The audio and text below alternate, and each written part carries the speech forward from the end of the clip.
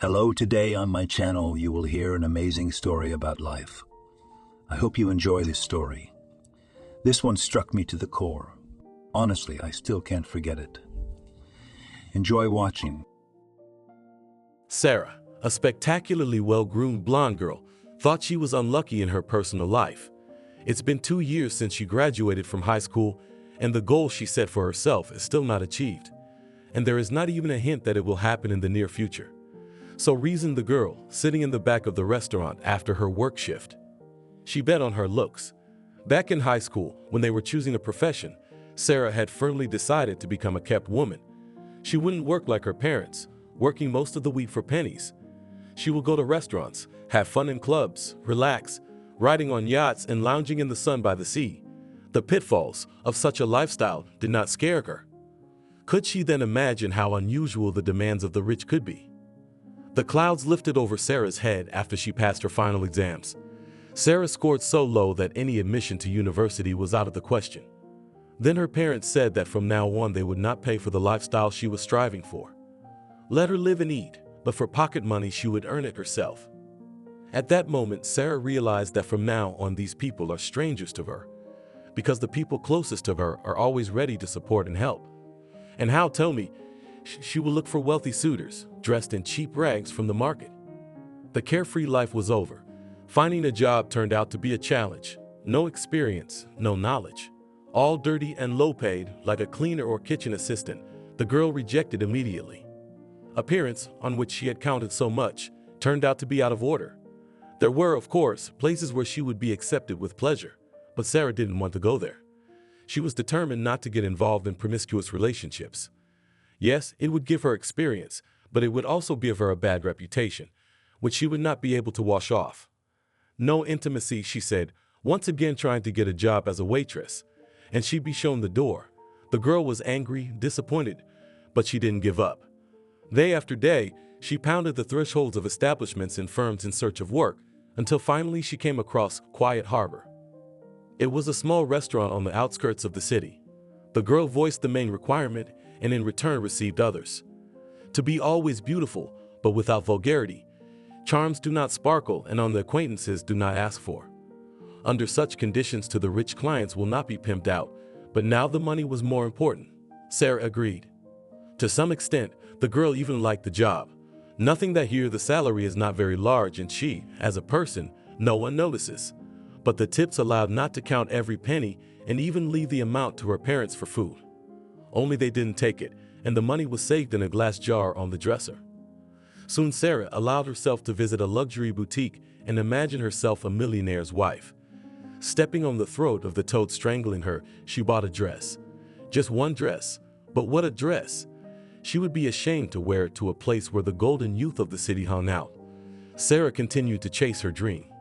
However, time passed, and the necessary acquaintances were not. That's how the 2 years went by. Sarah stood in front of the mirror in the locker room and looked longingly at the white wisps of hair on her head. It was discolored, she called it. Now she would have to wait for her hair to grow back and then cut it off. As long as they don't fall out early. Girls do not go to the hairdressers, she warned her colleagues. And your hair color is so beautiful, said Mariana. Don't you want to be a brunette? Aha, supported her cashier Nellie. The owner jokes. I keep trying to hire brunettes, and they turn into blondes again. The air here is like that. Friends laughed. Soon the native chestnut-colored hair of the industry and allowed to make a normal, albeit short haircut, removing the terrible spoiled strands. In addition, Sarah gave her head a course of revitalization, and now her hair shimmered with silky shine. Having fixed the style, the girl moved on to makeup. She carefully prepared for each working day, or rather for the night, and constantly experimented with styles. During this shift, Sarah felt someone's gaze on her. The time had long since passed midnight, and the main stream of people had left. The hall was almost empty. Young lady, may I invite you in? Sit with me, Sarah heard a pleasant male voice. She came closer. At the table was a man in his 30s, very pleasant looking with a short haircut, typical of businessmen. He was also dressed businesslike, a light blue shirt, a tie, and a massive watch on his arm, obviously not expensive, as far as Sarah knew. Sit with me, he repeated politely. I'm sorry, I can't. It's against house rules, Sarah replied kindly. Please, just for a short while to brighten my loneliness." Sarah twisted her head around looking for security. Fortunately, Billy had already turned his attention to them. "Shall I call him the senior manager?" he asked the visitor respectfully. The man stood up and whispered something in Talik's ear. He whispered to Sarah, "Respect the man, sit with him for a while. With the owner I'll explain myself." "What does he want?" Sarah also asked quietly. "Just to sit and talk." Sarah looked at both men in bewilderment. She sat down next to them. "I haven't seen you before. Do you work here recently?" asked the man. Sarah wanted to snort. "Of course you haven't. I used to be blonde and put my makeup on differently." But instead she answered discreetly, "Not that long ago. And I don't come here very often," the interlocutor replied. "Tell me, what time of year do you prefer? A proper winter or a pleasant summer?" Sarah was silent, not knowing what to say. At a party, among her peers, she would have found something to say. But here she had a client sitting in front of her, and she had a protocol for behavior, and it didn't include situations like this. "Barry," the young man introduced himself without waiting for a response. "My name is Barry. For people who know me well, just Barry. Tell me where you and I can meet in a calmer atmosphere, so you don't look at me like a frightened doe at a tiger." "Is it really that obvious?" Sarah asked. Barry smiled. "Are you afraid of something?" "Of course I am. Getting to know the customers here means getting fired, and it's very hard for a girl of my looks to find a good job without getting into trouble. In other words, I don't want to lose this job because of you. I'm sorry." It was rude, but Barry just laughed. Sarah sat on the bed and thought about it. She had imagined such a meeting 1,000 times, dreamed of it, longed for it. And now, when finally, fate touched her with its happy wing, the girl was at a loss. And the best way to put her thoughts in order and calm down is physical activity.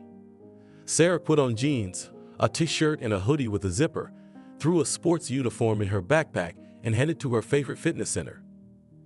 Indian summer was enjoying the warm weather. A light breeze tried to tear off the leaves of birch trees gilded by the bright sun, but they were still firmly held on their branches. The grass, as if revived, was a joy to the eye with lush green. There was not a cloud in the deep blue sky. In a good mood, Sarah walked through the glass door and was stunned. Standing at the entrance, chatting with the girl at the front desk, was Barry. A dark gray t-shirt attractively fitted his trained body, revealing to the eye the pumped muscles of his arms. The man reacted to the sound of wind music strapped to the top of the door. Hello. Barry's voice sounded both surprised and pleased. "How did you get here?" "I came to stretch my muscles," Sarah replied, and mentally rejoiced that even for such a simple event, she had gone carefully groomed. The man approached almost closely. The barely perceptible aroma of expensive perfume was stupefying and confusing. "Sarah, you are an amazing girl." She was invited to a restaurant, and instead of picking out an outfit in the morning, she went to work out, Barry said, barely containing his laughter. "I thought I'd buy something," thought Sarah, "but I'm told it's for one date." And out loud, she parried, "I could say the same thing about you."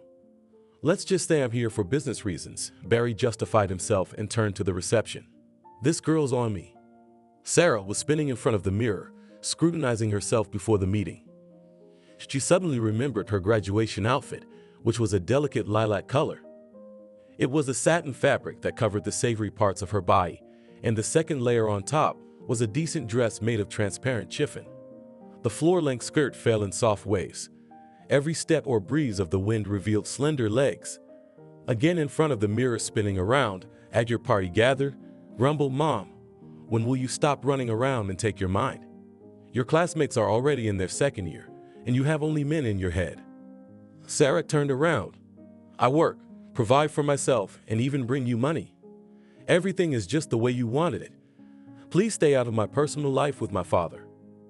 Edelweiss was one of the best restaurants in town. Its outdoor terrace overlooked the waterfront and offered a beautiful view of the pond with its landscaped shoreline. The entrance was equally solemn, with antique statues, colorful flower beds, and towering fir trees. Sarah got out of the cab and shivered. The evening chill had already descended on the city, and a chiffon dress was clearly inappropriate. Trying to imagine herself as a queen, Sarah walked lightly to the door. The doorman politely asked her last name and escorted her to a table. Barry was already waiting. "You look amazing," he greeted her, standing up to meet her. He took her by the hand, sat her down and moved her chair, then resumed his seat. A vase of fruit, a pitcher of juice, and 2 glasses stood on the white tablecloth on top of soft green napkins. Barry held out the menu. "Order." "It's up to you," Sarah replied. "Feel free to order whatever you want." "You know, Barry," Sarah was using the you again. "To be honest, it's the first time I've been in a place like this and I'm a little lost. Maybe you could order something for me." Barry shrugged his shoulders and began to clarify the girl's tastes. Then he called the waiter and placed the order. They talked about everything and nothing. Weather, books, movies. But they carefully avoided the topic of each other's personal lives. Sarah didn't want to talk about herself and her failed life, about her poor parents, and in return she wouldn't ask Barry the same thing. "Come on, let's dance," the man suggested when the plates and bottle of wine brought by the waiter were empty. He stood up first, gallantly extended his hand to the girl and led her to the dancing part of the hall. They touched each other cautiously, keeping a respectful distance, but gradually Barry began to come closer, and now he almost pressed the girl against him. Sarah heard his excited breathing and realized that the dance had gone too far. She gently pulled away. "Barry, I think that's enough. Let's go back to the table." "What's wrong?" The man took Sarah's hand and didn't let her go anywhere. The girl wondered how to explain to this man that the continuation he was hoping for was not going to happen.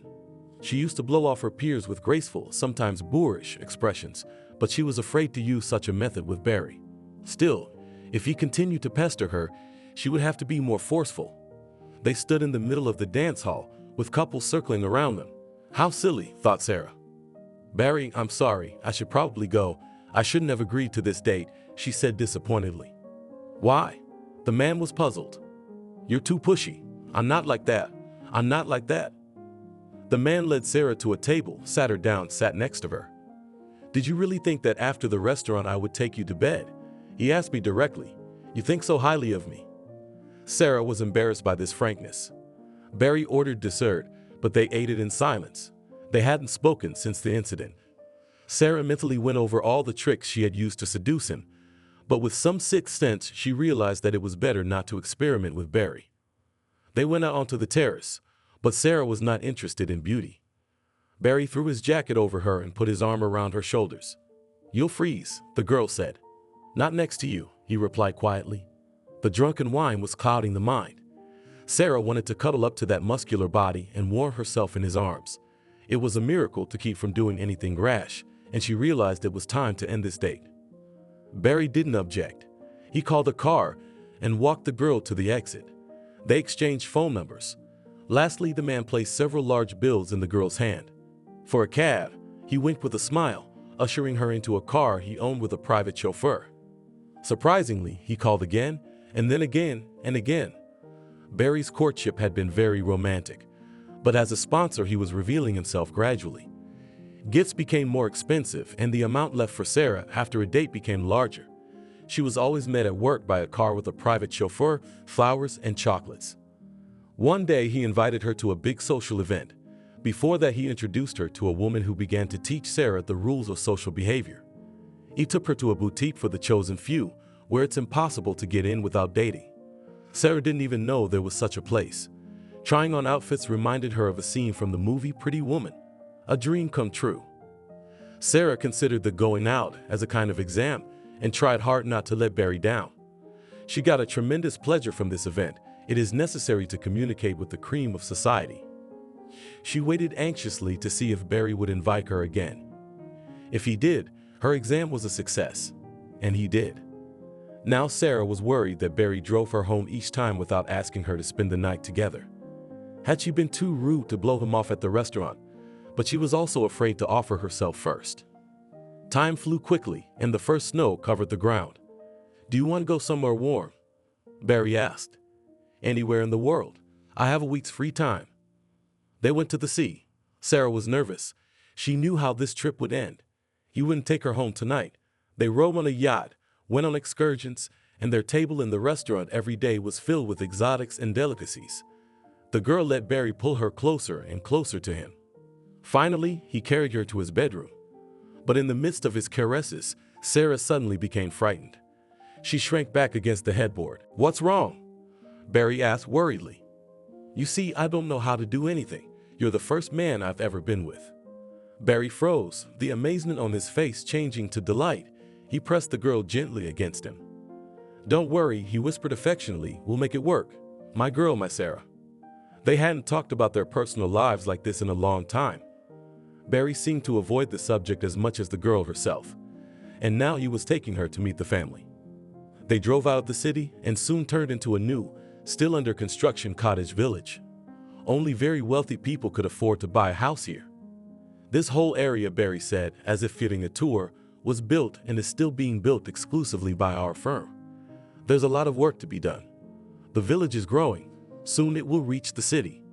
There are already stores, cafes, and even a private kindergarten and clinic. In general, a dozen more years, and here will be quite cozy. And I started with my own house. Sarah looked around. Trees grew along the roadway. The yellow line of the bike path shone through the snow on the wide sidewalk. Cozy houses were hidden behind the fences. All in all, the village looked well maintained and tidy. Barry pressed a button on some remote control, and they drove through the open gate without stopping. The two-story house with a garage didn't look very large or even modest. It was surrounded by trees and a lawn covered with snow. In the distance stood a large gazebo with a barbecue, a stove, and an area for rest. A child's sleeping stroller with a miniature robot sitting on it stood out as a red blur on the cleared sidewalk. Barry walked over to the stroller first, peered in, and smiled warmly. "Sleeping, little one," he whispered. "This is my daughter Victoria. She just turned a year old." What a surprise! The presence of a child with her chosen one shocked the girl. "Are you married?" she asked in a demanding tone. No, for the first time Barry didn't shy away from answering. "Let's go inside." How stylish it was. Clearly a designer's work. Sarah walked through the interior of the house, mouth open in delight. The hallway flowed seamlessly into the living room. Both were done in yellow and brown colors. The chandelier shone with crystal.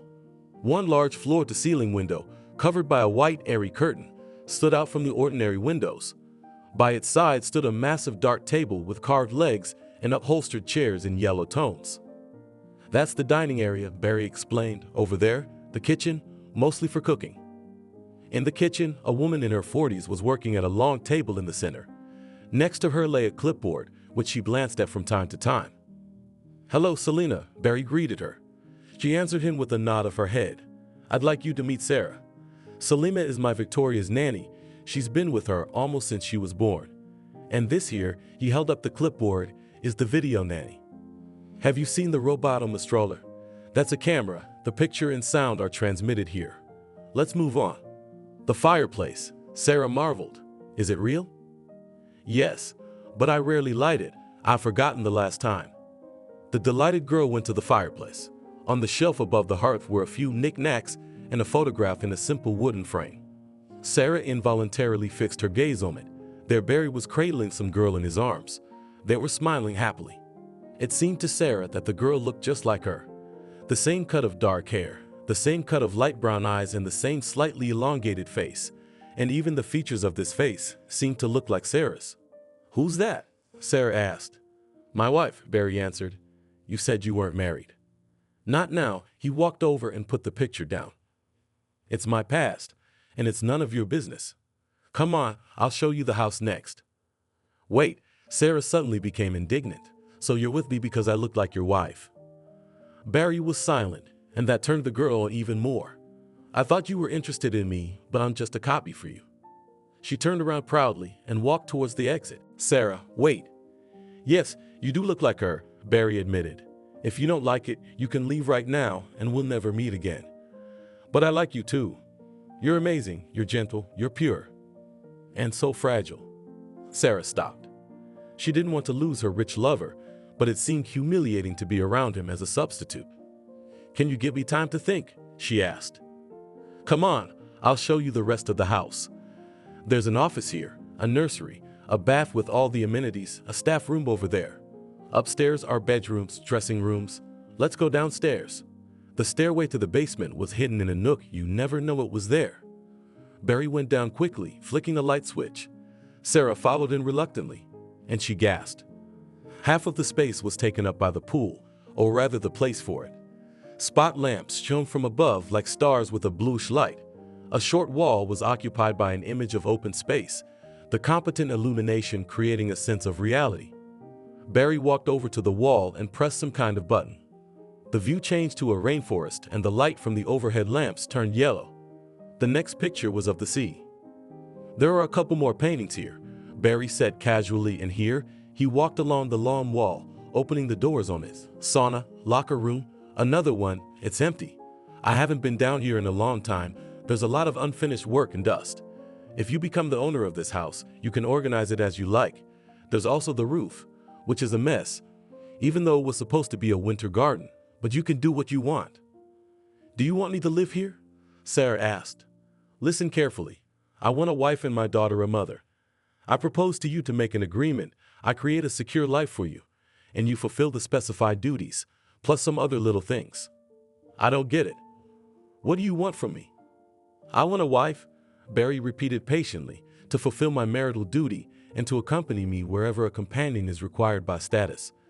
I'll teach you how to behave, what to say. Other than that, you don't change your appearance or try to find out my past. And most importantly, you will be a good mother to Victoria." "I'm afraid I won't be a good mother. I've never dealt with children," Sarah said irritably.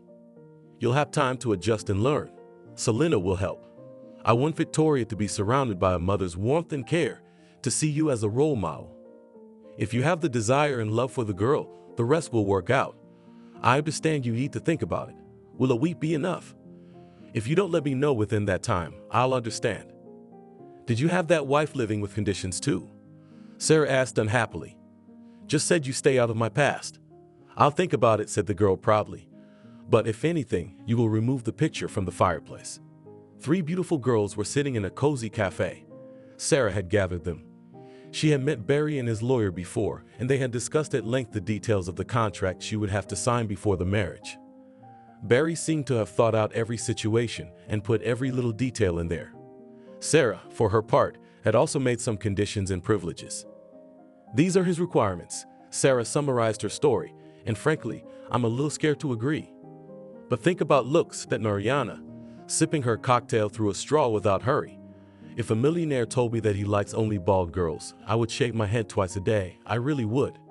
"Yes, and with the child, he does not make you a babysitter and snot white does not force," supported her friend Nellie, snacking on champagne salad. "Well, hug her, kiss her cheek, read a book there. But what a man you get. By the way, does he promise much in the divorce?" "Only what will belong to me, clothes, jewelry, and what will be written on me. And not a penny of money."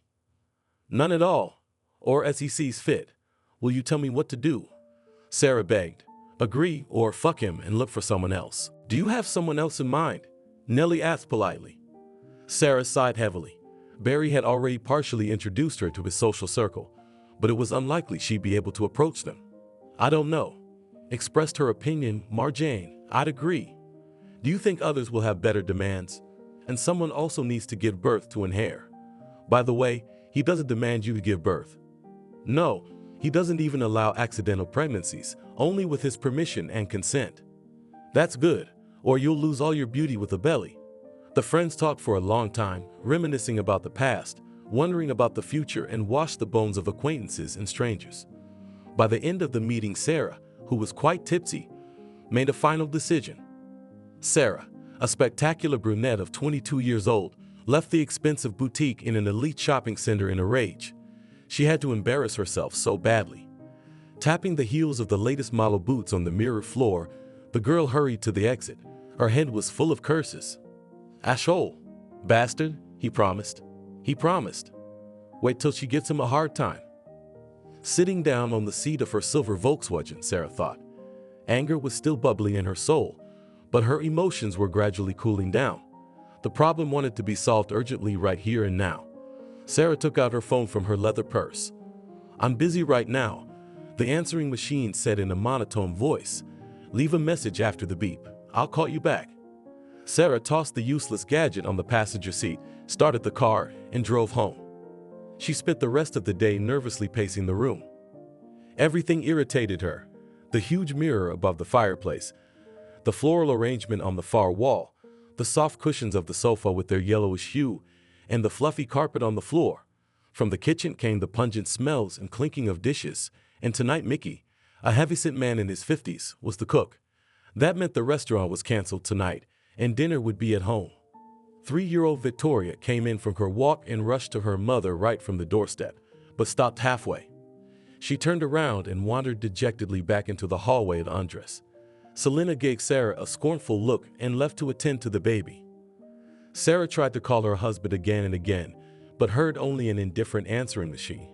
She contacted the bank, but they didn't say anything clear.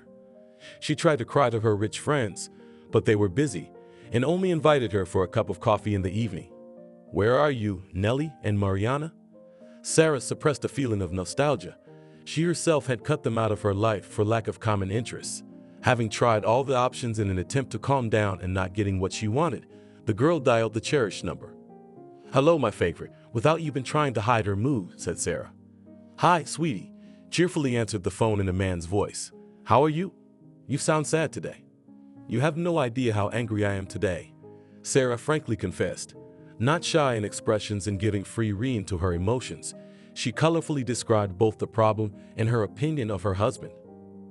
"Well, he is a jerk," supported the girl interlocutor, "and the others are not better. Come to me, my darling, I will calm you down." Sarah smiled. At least someone really loves her. Someone needs her. She took a household paper bag, slipped a couple of bottles of cognac from the bar into it, and headed for the kitchen. Mickey winked cheerfully. "Would you like some lunch?" he asked. "I've got the first course and a salad ready. I'll have the rest for dinner." "That's a shame." I couldn't drag food out of the fridge in front of him. Without answering, Sarah walked away. She went up to the dressing room and threw off her jeans and t-shirt. She put on a short, tight dress, fixed her hair and makeup. In the light of the street lamps, the first snow was swirling, or the second. To hell with it, even the 10th, as long as this slush was over. Lycra tights, contrary to the advertisements, did not keep me warm at all. Shivering and adjusting her cap, Sarah grabbed her purse and a bag of bottles and left the yard. She didn't want to take her car because she didn't want to drive back drunk, and she was afraid to call a cab to the house. It was a couple blocks walk to the bus stop. Sarah looked longingly at her trademark sweet boots, and then at the puddles with the last autumn leaves floating in them. But immediately she paused to pucker up after all, and now she was on her way to see her lover. They'd met about 6 months ago when Austin was fixing the wiring. A young boy about her age, handsome, dark-eyed, with a disheveled lock of stiff hair. He'd entertained Sarah with harmless jokes and stories throughout the job. If there had been anyone else around at that moment, the girl would have just laughed for good measure, and that would have been the end of it. But unfortunately or fortunately, she was home alone, and this circumstance allowed Sarah to relax and let go of her emotions. She laughed like a child and probably felt truly happy for the first time in a long time. She realized what it meant to love. When Austin finished work, Sarah, to keep him a little longer, invited him in for a cup of tea. Afterwards, she racked up some goodies from the fridge and gave him a few bills over and above what she had promised, writing her phone number on the top one. From now on, Austin was her secret, her ray of light in life, her happiness, her dream. Sarah only smiled when she remembered that boy, his hands, his lips. Even in bed with her husband, Austin was the only thing on her mind from now on. She wanted to leave this house and this life and go somewhere far away with her beloved, to a warm land, to the sea, forever. To be alone together, not to be torn in two and not to share herself with anyone else. And to change her hair and keep messing around with her looks. But Austin stopped her every time. "My joy," he said, "you're a queen, you must shine, and I can't give you a decent standard of living. As long as this purse provides you, take up more money, buy some jewelry, find over some property to yourself, at least a cottage by the sea. Save up." Now her savings were lying in a useless block bank account. How long would this situation last? Austin met her today, dressed in jeans and a black t-shirt with a red fox. "Hello, my joy. Come in. I've been waiting." He took the package and pecked the girl on the cheek. Sarah looked around the small but cozy room. The couch wasn't new, but it was decent enough, folding out into a double bed. The desk was littered with papers and books, and the desk lamp was on, indicating that the owner of the room had just been working. A small rug on the floor and matching curtains made the room look cozy. Sarah had rented this place for Austin almost immediately after they'd met, draining him out of his old, shabby, musty dorm room by the scruff of the neck. The kid was out of town. His hometown was about 400 kilometers away. Austin liked to talk about it. Here he was studying at some kind of advanced training course and at the same time managed to earn a part-time job. Soon his business trip would be over, and Austin planned to go home. The girl went into the kitchen. The pleasant smells of baked chicken and oranges whetted her appetite. The table was already partially set, a large plate with salad, sliced bread and fruit. Lit candles and a bottle of red wine added to the romance. Sarah's heart was warmed by such care. She smiled. "And I brought cognac. I like it drunk. If you knew, my favorite, how badly I feel now." "Come, eat and tell me." Austin took the girl by the hand and led her to the table, as if to the altar. "That's the way it is, Austin," Sarah said sadly, lying in her lover's arms on the unfolded couch. "He's blocked all my cards and accounts, and I don't know what to think or do. This is what I did wrong, what? Austin, honey, I'm so tired of sneaking around. Sweetheart, I'll go away with you. You've got such good hands. You'll always get a good job, and I'll get something too. We'll live a little less richly, but together and happily." "I'd love to, my dear. But what if you can't stand it, and you can't go back?" Austin said. "I think you'll be all right." They lay in the dim nightlight for a long time. The clock of the wall ticked away, mercilessly counting down the time they had allotted to each other. Sarah didn't want to go home. She wanted to lie like this forever. She wanted Austin to stroke her hair and say comforting words. So tender, so attentive, so caring. "It's going to be night soon," Sarah realized, "and I have to go." "Austin, honey, I wish I could stay with you forever."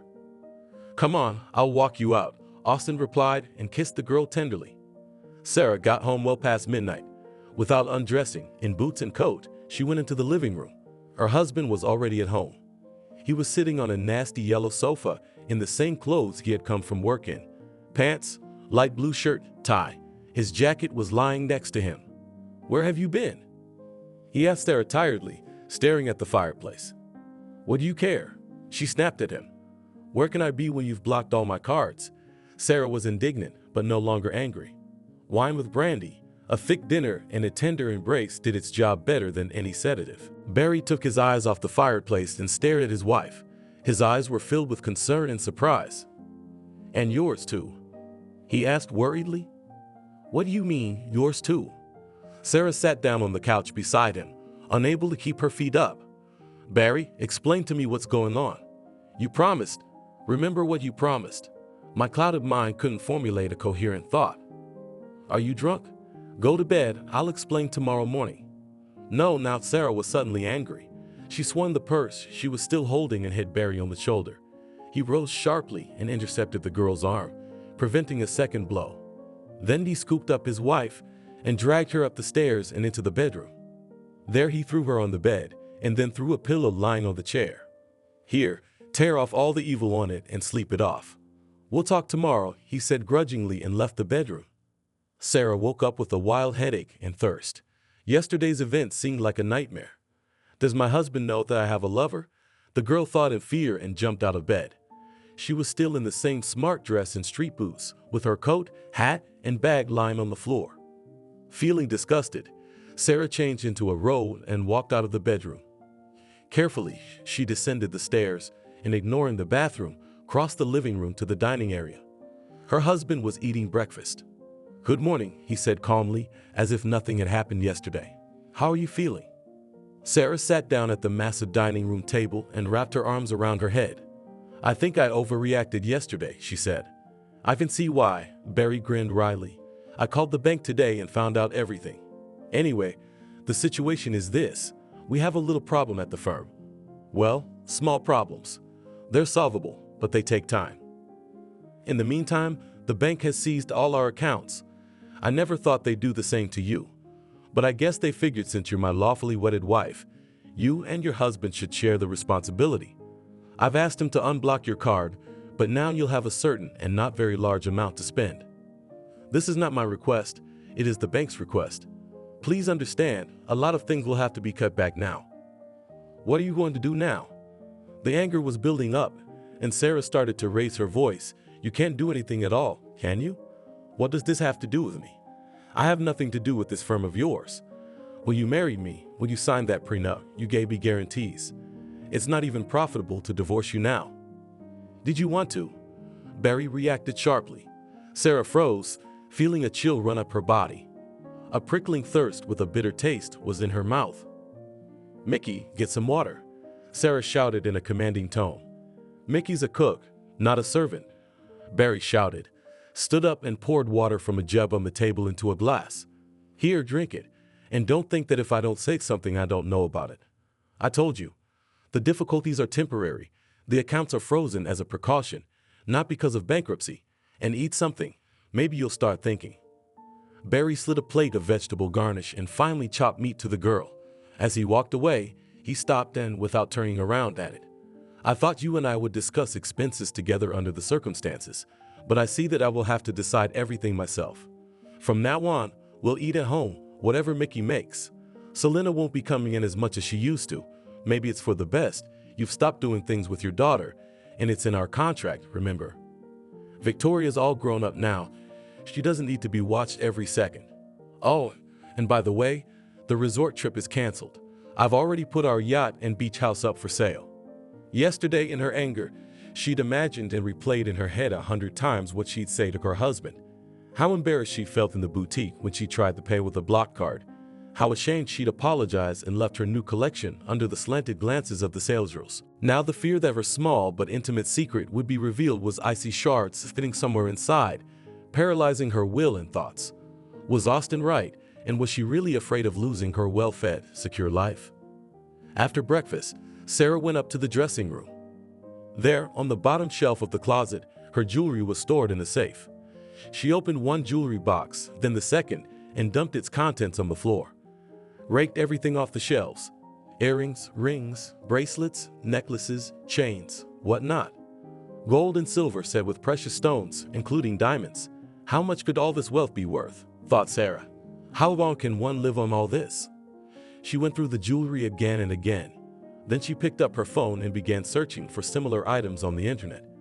She was interested in the prices. Here, in a pleasant silence, on a warm parquet, the girl spent several hours. She estimated, added up, calculated.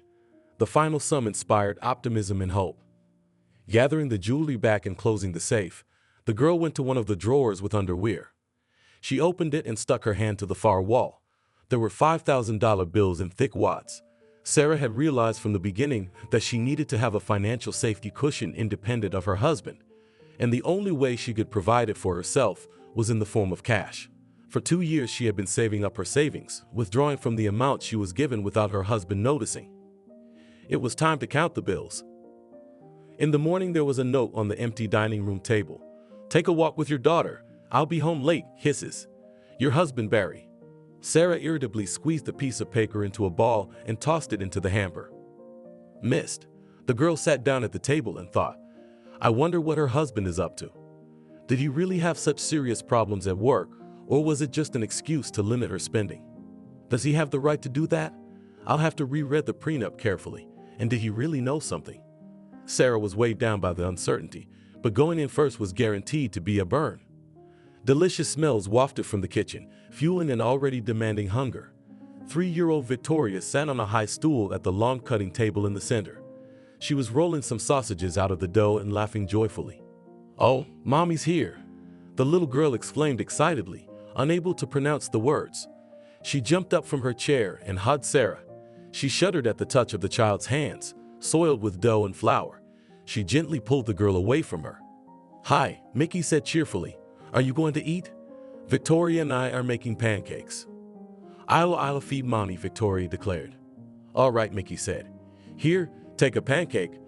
Put it here on the plate, then take the cottage cheese and put it on top of the pancake.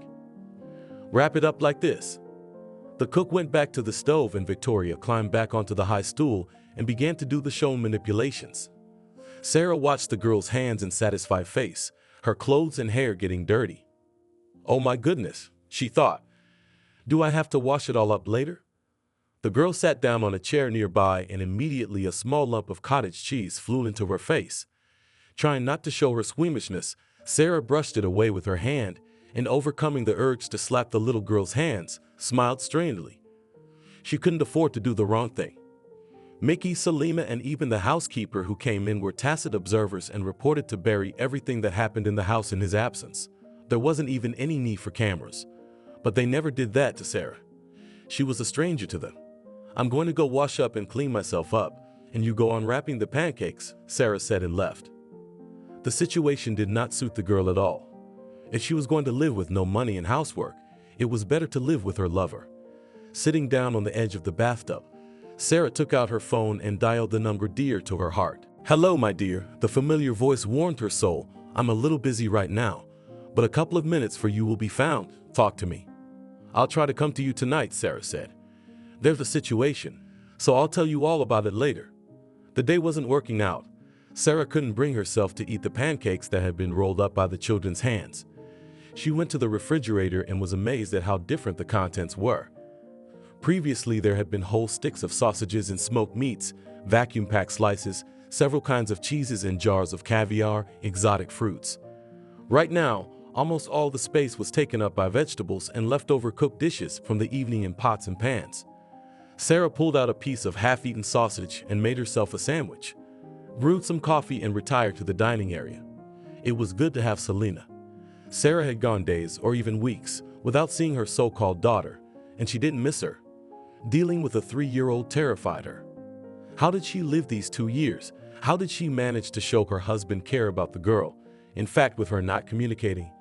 The first year of their life together, Barry did not demand anything from her, so, occasionally, all communication with Victoria took place exclusively in the presence of the nanny or her husband, and in case of what they could always back up. The second year, I had to be more subtle.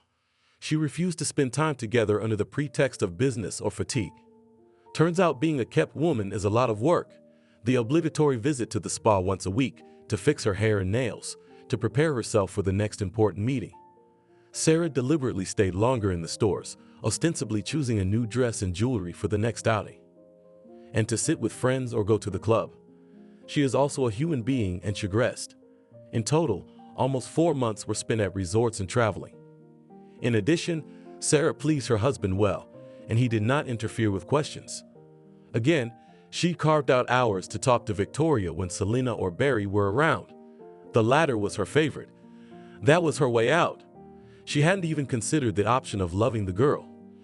She didn't even like her husband very much, and how the relationship would develop further, she didn't think about it. "Mom, I'll eat with you." Victoria shouted and began to jump off the high chair. The chair shook and hit the floor with a terrible rumble. The little girl flew next, and there is no telling how she would have landed, but she was picked up in time by the strong arms of the cook. Sarah's heart froze for a split second, but then it started beating again as if nothing had happened. "Mom, are we going out tonight? Aunt Selena and I go to the park every day to feed the birds, and I rode a little horse. And you're going to tell me a story." What a bore, thought Sarah. I wish I'd put her in daycare so she wouldn't get in the way all day long. Daycare. "Mickey," she shouted, "why doesn't Victoria go to daycare?" "How come she doesn't?" The man looked out of the kitchen, surprised. "It's just that it's Sunday." Sunday, he and Barry would walk in the park or on the waterfront, making plans, discussing events. In the evening, they'd stop by Edelweiss, where their first awkward date had happened. They were sure to dance to the dancing candlelight and live music. They were served a dish burning with a bluish flame each time different. Also, Barry was sure to order her a song. It's so strange, Sarah thought, but once he was not my favorite, but still close to me. How suddenly everything had changed. "Sarah, Mickey's come closer.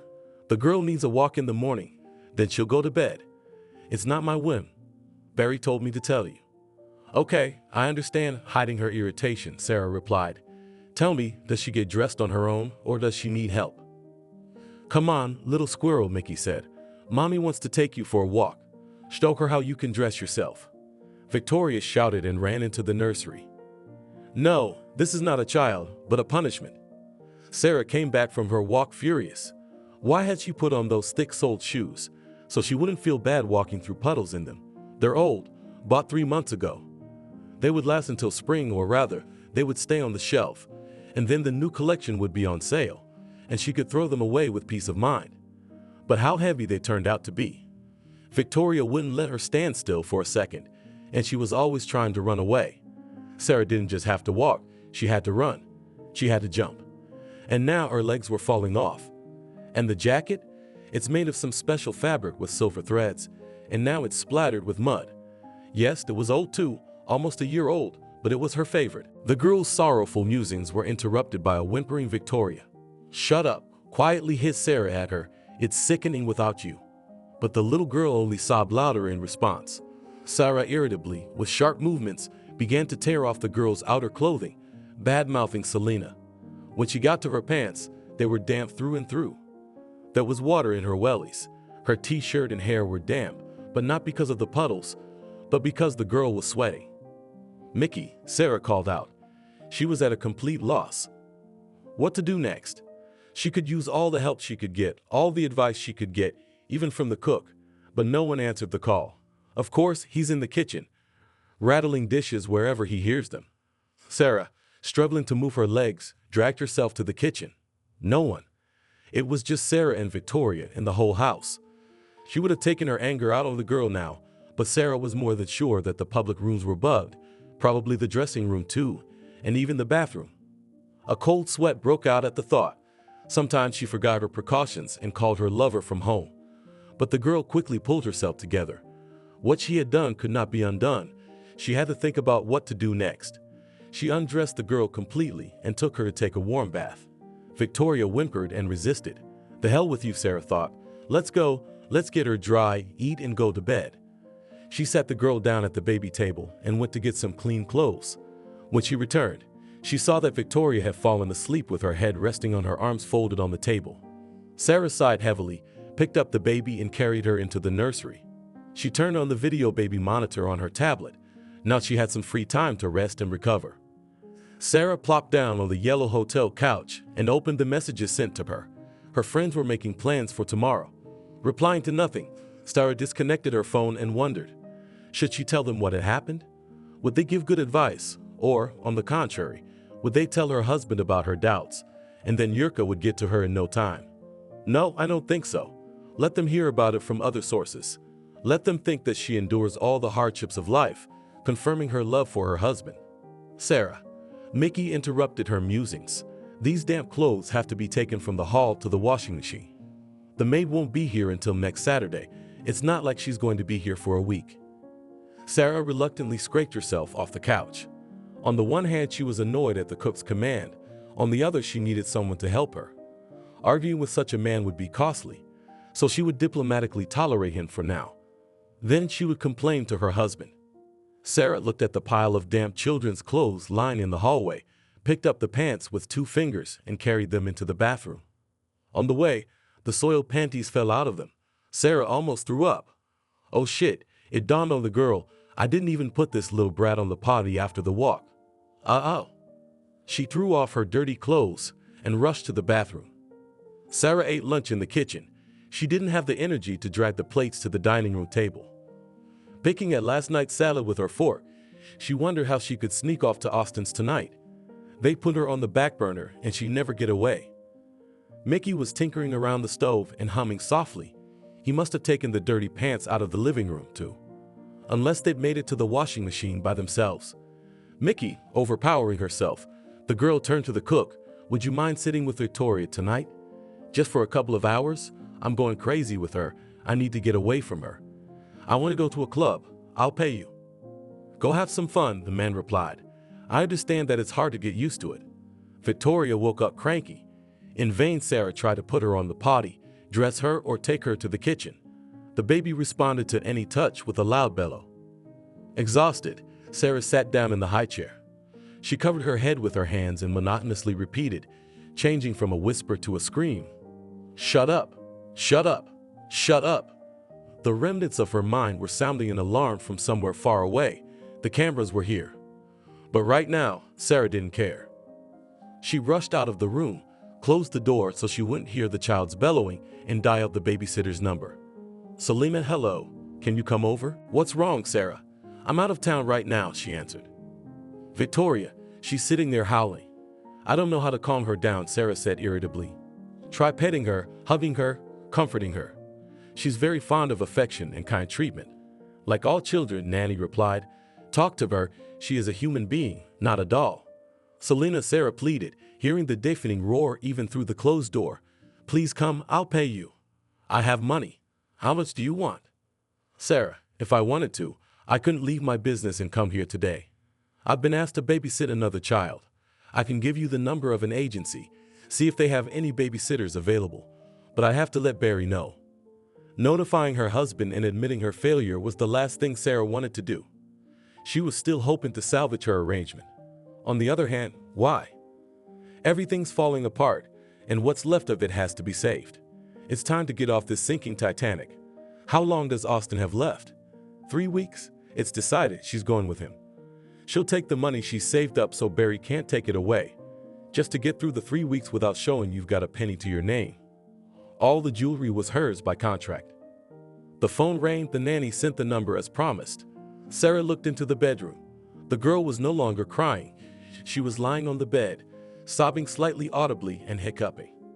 Finally, calm down, thought Sarah, but she could not overpower herself and come to the girl. She opened the application of the bank to see how much money was left for her expenses. 100,000 a month. 100,000. What a pittance. What can you buy with that money? Thinking some more, Sarah dialed the number of the agency. At the very least, she could say that Selena had advised her. And after all, who was the mistress of the house? She didn't even notice Mickey appearing next to her. After checking to see if everything was all right, the man looked into the girl's room. He went to the crib, touched the baby's forehead, and splashed his hands. "Sarah, get the water and vinegar, quickly." The girl froze in bewilderment. She wasn't going to follow orders. Then Mickey dashed into the kitchen, brought a dish of stinking water, and began to wipe the girl, muttering something under his breath. Sarah sat down on the yellow couch and ticked off the minutes until the new nanny arrived. Mickey paced back and forth, ignoring her. He realized it was no use. Finally, the long-awaited doorbell rang. "She's here," thought Sarah, and ran to open the door. The nanny had indeed arrived, and with her a man with a suitcase in his hands. The red cross on the luggage and the ambulance standing next to it clearly indicated his profession. "No dog?" the doctor asked and unceremoniously headed toward the house. With a shrug of her shoulders, Sarah invited the nanny in as well. She spent the rest of the day in her room, leaving the sick girl in the care of the servants. "It's your own fault," the girl muttered. "You shouldn't have made a nanny out of me." Barry disappeared at work all week. One night, though, Sarah went downstairs for a drink of water and found her husband asleep on the sofa in the living room. He hadn't even undressed. The girl stayed away from Victoria. She knew that her husband would not leave his favorite daughter unattended, and she was right. Selena came back. Meanwhile, during the day, Sarah was slaving away. Without the boutiques, spas, and restaurants, she was like a drug addict without a dose. She tried to take a walk in the shopping center, but it became quite bad. To walk in such an institution without money only traumatized her soul. She had managed to spend her limit in 3 days, even though she was saving a lot. So she thought. Sarah decided not to touch the hidden untouchable reserve. It would still come in handy. In the evening, she'd go to Austin's. Sometimes she managed to sneak a little food for him, but now the meals were ordinary, no delicacies.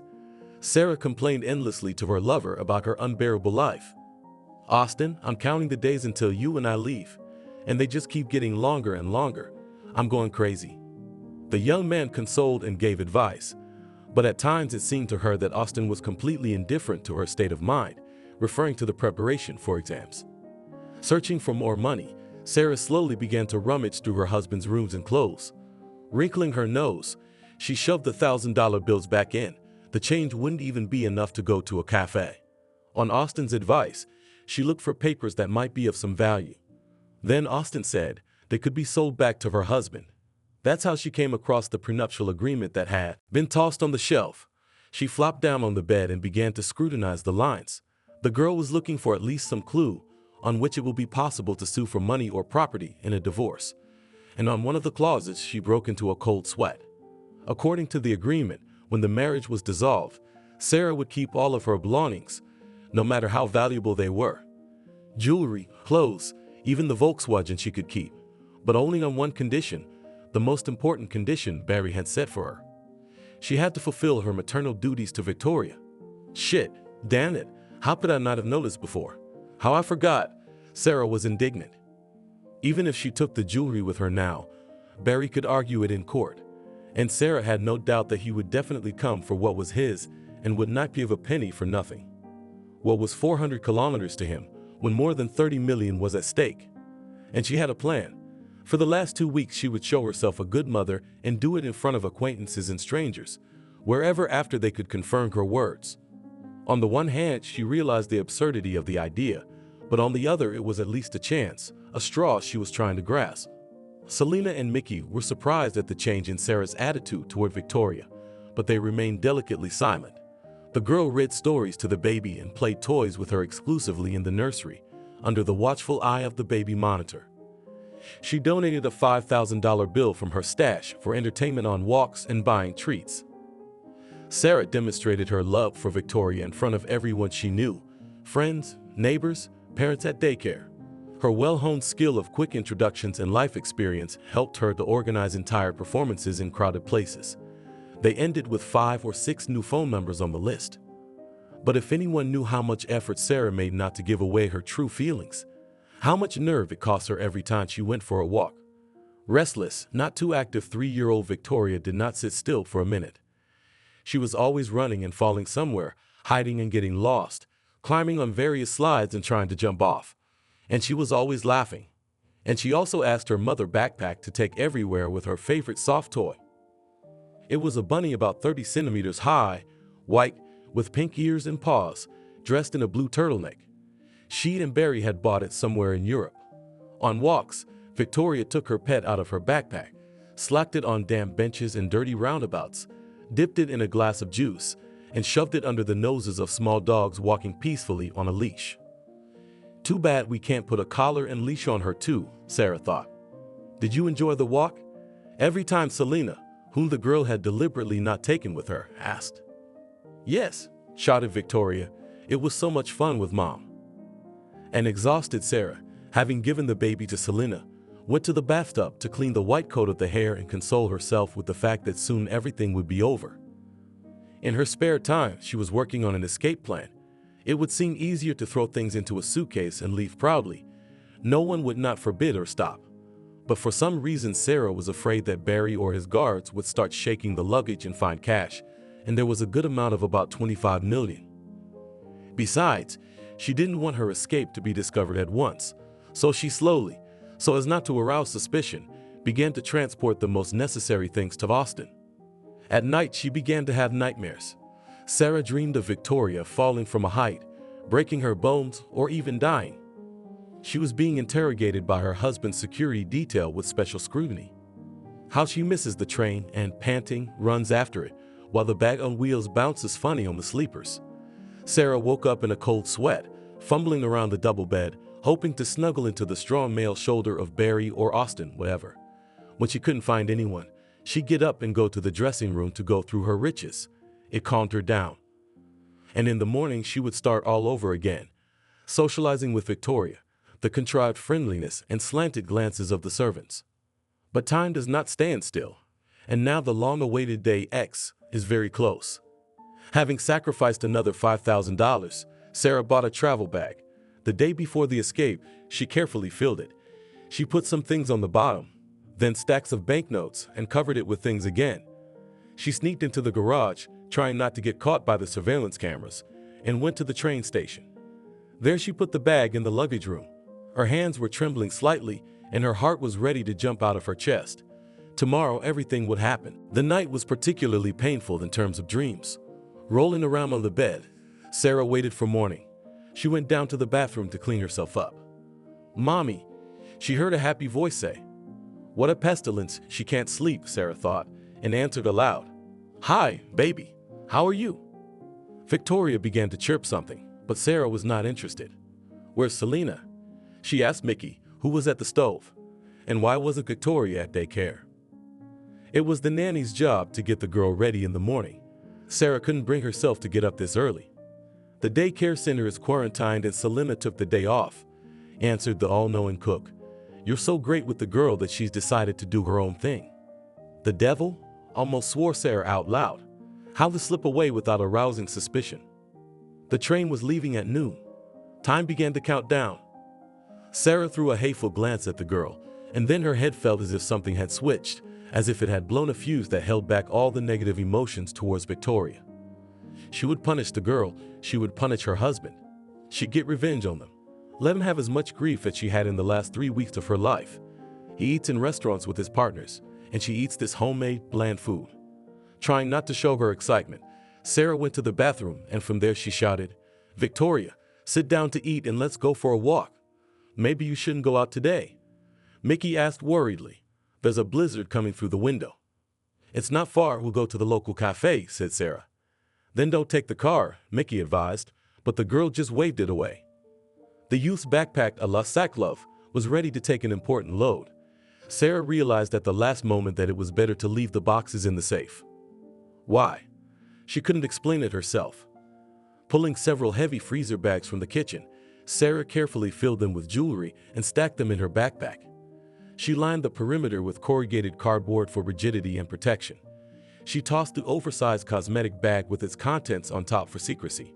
I covered it with a small towel and fastened the flap. The weight of the backpack felt good in my hand. Her heart was pounding frantically. Sacrificing minutes, Sarah made her way to the medicine cabinet and dosed herself with valerian. Then, looking carefully at the vial, she prepared the magic solution for Victoria. She would make her drink it on the way. The girl glanced at her watch. Time. The usually spree Victoria took forever this time to rummage around in the hallway. Sarah could barely contain her impatience, dragging her to the car. She put her in the infant seat in the backseat, strapped her in. She tossed her and Victorine's 2 backpacks next to her. She held out a bottle with a couple sips of liquid splashing at the bottom. "Here, drink it. It's magic water. The fairies made it." The little girl obediently drank, then grabbed her backpack and hugged it. Sarah drove the car out of the yard. The weather was indeed abominable. Gusty winds tossed hard snowflakes into the windshield by the handfuls. The windshield wipers, turned on full blast, had no time to clear the view.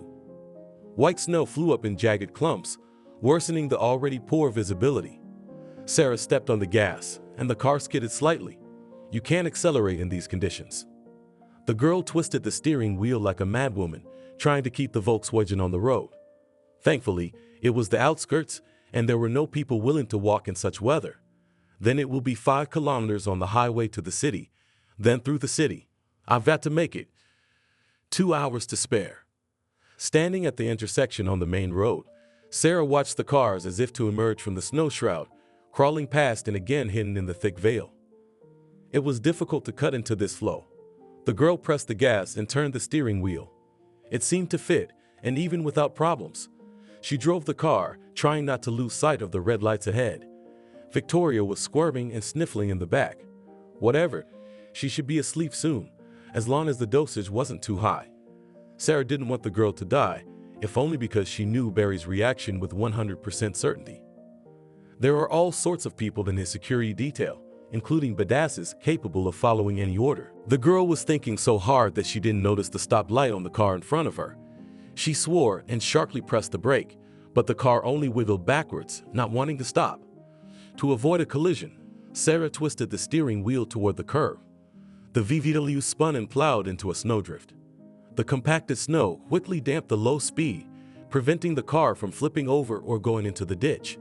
Sarah opened the door and quietly howled. Her car was stuck up to its belly, no way to get out. The city was just around the corner, and if she ran, she could take public transportation to the train station. Sarah crawled out of the car and found herself knee-deep in snow. The cold wind, as if resenting her, immediately threw a batch of piercing ice flakes in her face. They burnt her face with a sharp pain. The frost crept under her stable coat and into her felt gloves. Covering her eyes with her hand, Sarah stumbled and fell to the back door. "Mommy, why are we going?" asked a knave Victoria, drumming her feet impatiently on the seat. "Why don't we leave her here?" Sarah had a funny thought. Someone will stop and pick her up. They wouldn't leave the car in a snowdrift for long. Another gust threw ice flakes into the cabin, and they seemed to reach the girl. "Mommy?" Victoria whimpered and pulled her arms around Sarah. The feelings came in a new wave. "No, they'll find you too soon," she muttered and unbuckled the straps. What hatred compelled her to carry such a load? Sarah grabbed the 2 backpacks in one hand and raked the girl in the other, tucking her under her arm, and started to make her way out to the road. The little girl whimpered, but at least she didn't latch out. The wind was now a tailwind, whipping and pushing at her back. Sarah was almost to the edge of the road when she reached the entrance to the town and stopped to look around. The door of the car next to her opened. "Young lady, where are you going? Do you need a ride?" A woman sitting in the passenger seat asked. "I have to go to the station," Sarah said. "I'll pay, especially if you drive me fast." "Come on, get in quickly while we're standing in traffic." Sarah didn't have to be persuaded. Half a minute and she and Victoria were already sitting in the warm cabin.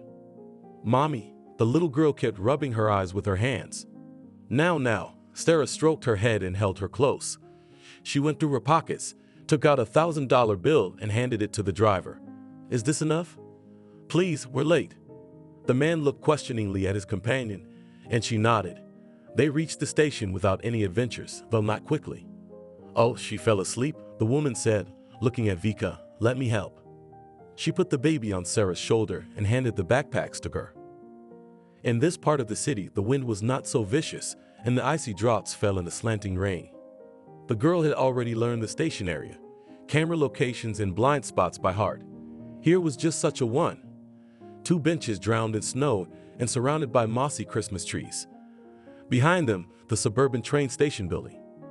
Sarah went a little deeper into the snowdrift, where no man had ever set foot in winter. Soon the snow would cover her tracks. Feeling like a fair stepmother, Sarah put the sleeping girl under the tree so that she would not be immediately visible from the road. She put the baby's backpack on her lap and hugged it with her sluggish arms. She went out to the road, looked around. People rarely walked in this part of the country in winter, and that was the expectation. Without feeling any remorse, Sarah went towards the station, where her beloved was waiting for her. "It's 15 minutes to departure," Austin greeted her. Sarah threw herself into his arms, their lips kissed. "That's it, true happiness." "Come on, let's hurry up." Austin pulled away from her. "We have to get the bag out of the luggage room." "Oh," Sarah realized, "I completely forgot about you. Let's go." 2 minutes before the train was due to leave, they jumped into the car and found a seat. Sarah made herself comfortable on her lover's shoulder. A sleepless night, sedatives and light rocking under the rhythmic tapping did their job, and the girls slowly began to sink into sleep. The train, as in a fairy tale, carried them through the snow to the beautiful far away. A ray of the morning sun, having hardly broken through the dense clouds and snow veil, illuminated a small room in an old paneled house. Its decoration had not been touched by a strong master's hand for a long time.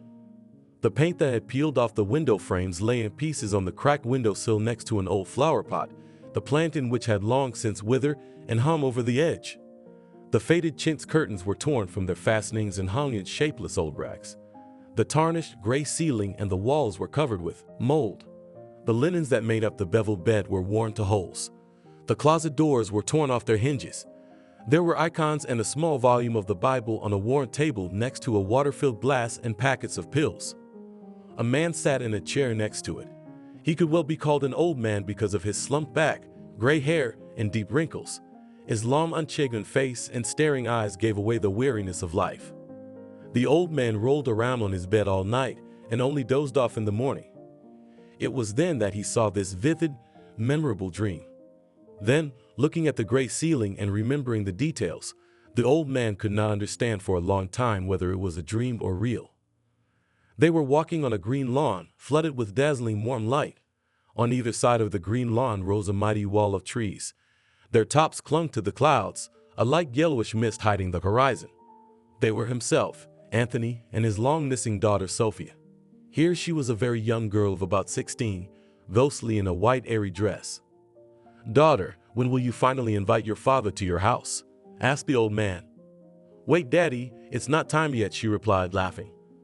"Then at least tell me how you live, because we haven't seen each other for a long time." "I'm very happy, Papa, really. I feel so good." "Are you embarrassed to be an old man? Or maybe someone doesn't let you. So you tell me, I'll come and sort it out." Sophia laughed back. Then suddenly she got serious and wagged her finger. "Don't you dare, Daddy, you hear me? I told you it's too early for you to come to me, but I need your help." He was about to ask about everything, but the annoying buzzing of the Neger's perforator destroyed this little paradise. "So what kind of help do you need, my daughter?" the old man said, stroking the icons. He came home from the hospital 2 weeks ago after suffering a heart attack. All this time, he wondered why he'd been dragged out. He was so tired of the hopeless loneliness and hardly touched the medication he was given. Sleep seemed to bring him back to life. The old man took out a couple of pills in the palm of his hand and drank them with water. The house was near the train station. The incessant clattering of the wheels had become a familiar background sound. Sometimes, when heavy trains passed by, the house shook and the dishes rattled. The tenants didn't stay here for long. They were looking for more comfortable conditions. Left alone, Anthony thought of changing the two-room apartment for something cheaper, but the thought that his daughter would come back one day and find strangers stopped him. After paying for the apartment, the rest of his pension was enough for a very modest life. We should go and see Betty today, Anthony thought. Betty, a brisk saleswoman, had become good friends with the old man, and she used to give him the expired goods she had prepared to throw away. Anthony warmly recalled how timidly, afraid to offend, she did it the first time. But soon such delicacies as sausage, cheese, cottage cheese began to appear in his refrigerator. And is 2 or 3 days overdue? It could be a week. It doesn't smell, and there's no mold. And even if there is, you peel it off, and there you go, a good product again. After a quick breakfast, Anthony went outside. The weather was, as they call it, unpleasant. Slowly moving with the support of a cane, the old man went to the streetcar stop. "Hey, Grandpa, someone called him halfway. Are you going to the streetcars?" "So they're stopped. There's some kind of accident." Anthony thanked him and sighed heavily. But once he'd gone out, he couldn't go back. He could take the bus, but the stop was somewhere else. How his feet had brought him to this deserted part of the station, he did not realize. He just wondered. He stopped to look at the winter beauty of the Christmas trees. Under one of them lay a large blue bag. No way, what terrorists have left, thought Anthony. But should he be afraid of such things? He crept along the lightly trampled path and gasped. Under the tree slept a small child, a girl, judging by the clothes, and a funny backpack. "Oh, how did you get here?" Anthony said, trying to pull the girl out of the snow. "Come on, get up. They're probably looking for you." "Hey, nice man." He turned to some kid.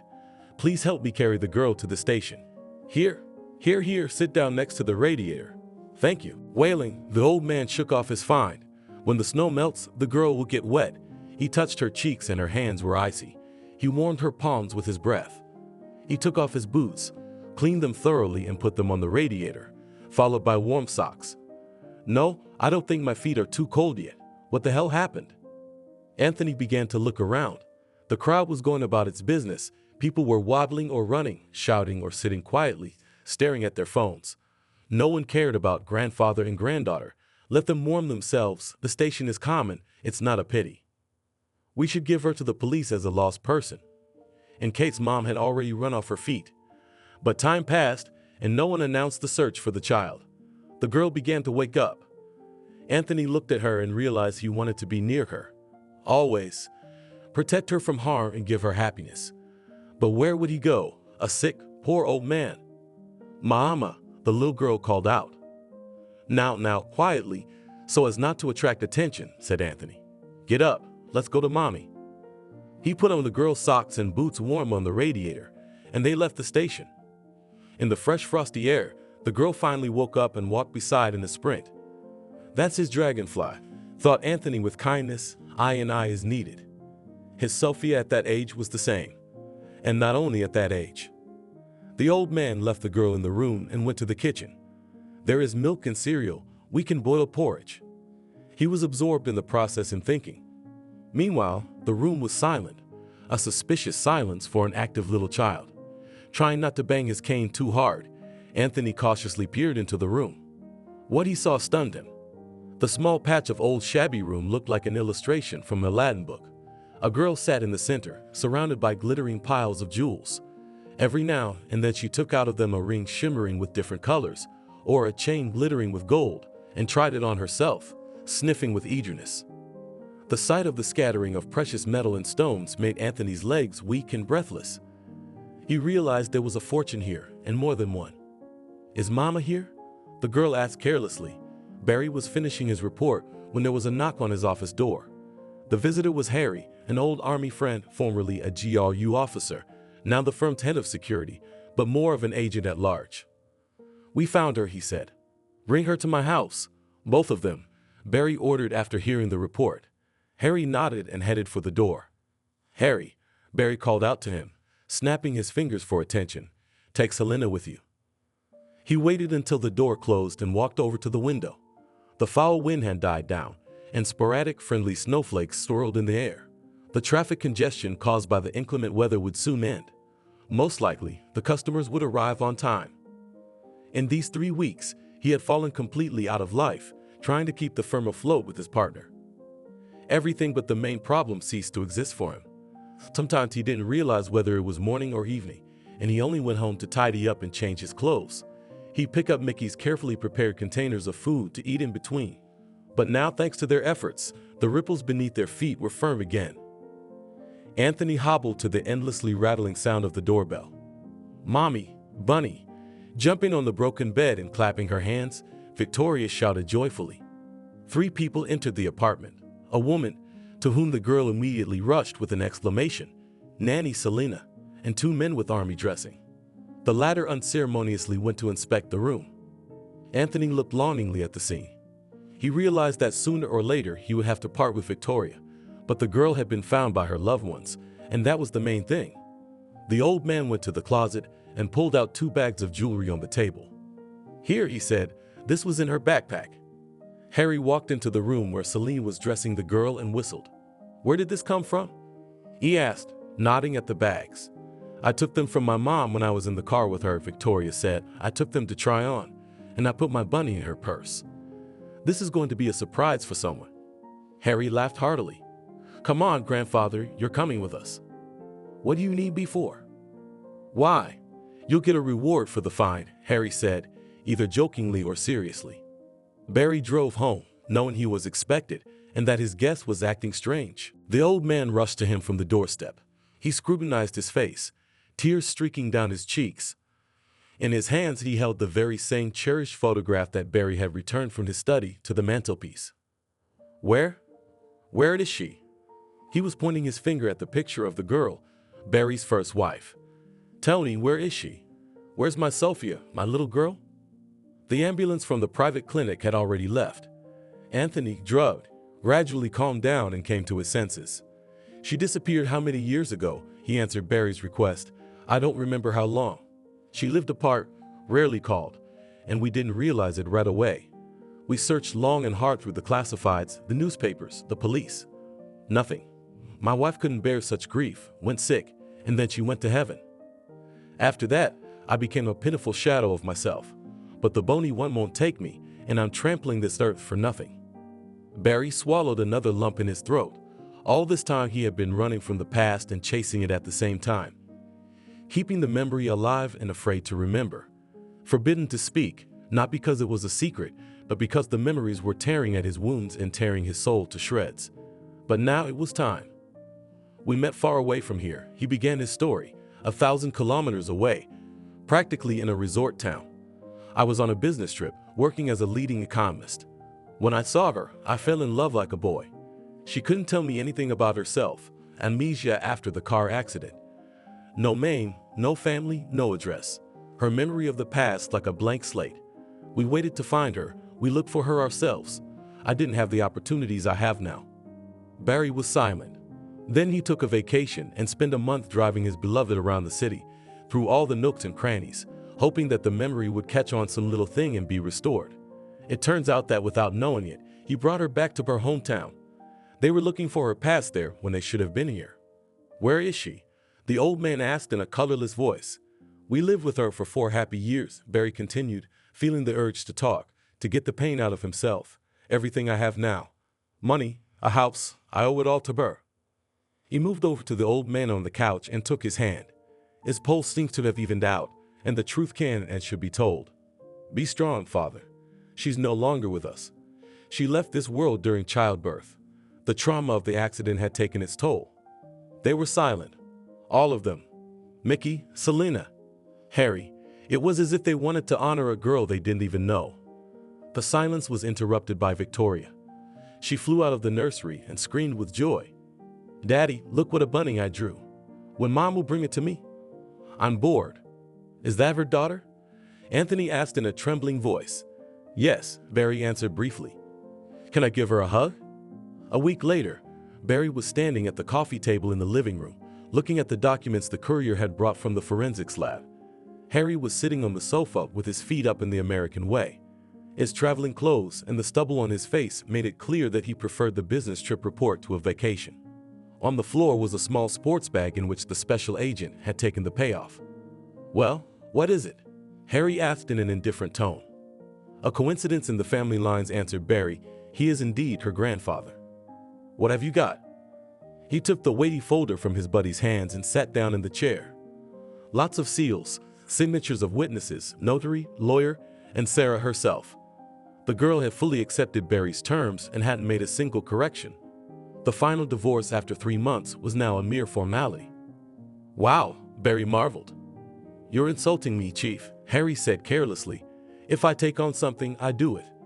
I'm afraid to ask how you did it. I could tell you that no one was physically hurt, but you wouldn't believe me." "And how much was it?" Barry asked. "Well, we gave her back the money we had taken from the luggage locker at the train station." Harry began to recount in an indifferent tone, added the value of the Volkswagen and her jewelry, taking into account the wear and tear. "What wear and tear?" Barry interrupted in surprise. 30%, Harry spelled it out. "You won't be able to sell them for full price." "I won't be able to," Barry grinned ironically. "I can't, and not just for the full amount. This jewelry has even gone up in value lately." "You have to be warned about such things, Chief." Harry's sly look and sly smile had no hint of regret. "Where was I?" "Oh yes, you owe me for gas, 2 visits to the cafe, and the gazelle." "What gazelle?" Barry was surprised again. "Well, your madam demanded to return all her clothes, and they didn't fit in any car, not even in our fishing SUV. Can you imagine? We had to hire a gazelle. Where she's gonna cram it all in now, I can't imagine." "And she didn't ask for anything more than that?" Barry didn't expect to get off so lightly. Harry suddenly changed the subject. "Do you remember the hair your little girl left this one? I said I'd buy it for a fabulous price, as if it were studded with diamonds. It's gone. She threw it away. Well, I'm sorry, beautiful, then you're out of luck.